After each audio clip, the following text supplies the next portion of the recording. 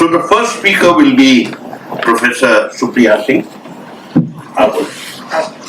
Thank you. The main focus is how we can bring these three pillars of migration policy and interest together. Number one, how we can improve this and how we should be really engaging with our community in different places.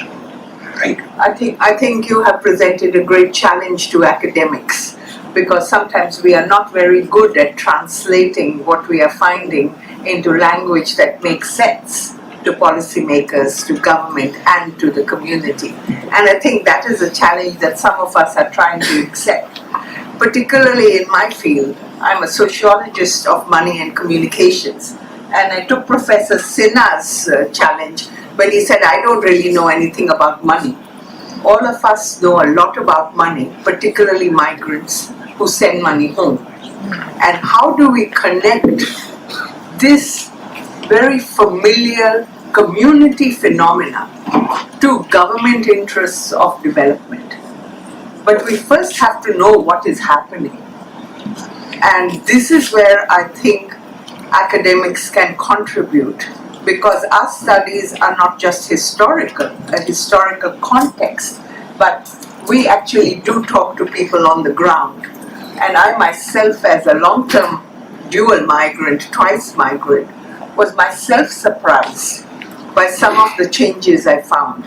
And I guess what I want to emphasize is that some of these changes should be the backdrop of government migration policy and government-to-government interaction for the migration and remittance infrastructures that are in place. One of the changes, particularly in the last 20 years, and I'm talking from my perspective of living in Australia, where Indian migration to Australia has totally changed in pattern. Now money flows two ways, just like communication flows two ways. But the big challenge for policy and for academia is to be able to get a quantitative measurement of this money. We are still very much caught in the old syndrome of measuring money that is sent home. We really have no mechanics in terms of our categories of measurement to see how much money is flowing from Indian families to their migrant members overseas. If we knew that, the whole narrative of remittances and migration would change for both countries, the source countries and the countries of destination. India has already found that it is in a position of power when its own people are vulnerable in other countries. You know, this did not happen in Fiji, but it did happen in 2010 when Indian students suffered racial attacks. And now we have governments trying to bring cricket and harmony together in Australia to say, listen, Australia is not so bad, because Australia lost money on it. Australia saw billions of dollars escaping from its education industry.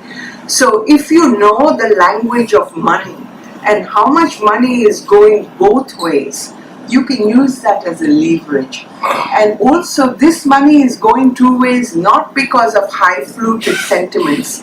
It is going because it is a medium of relationship in families and in communities. It is what keeps the family and community together.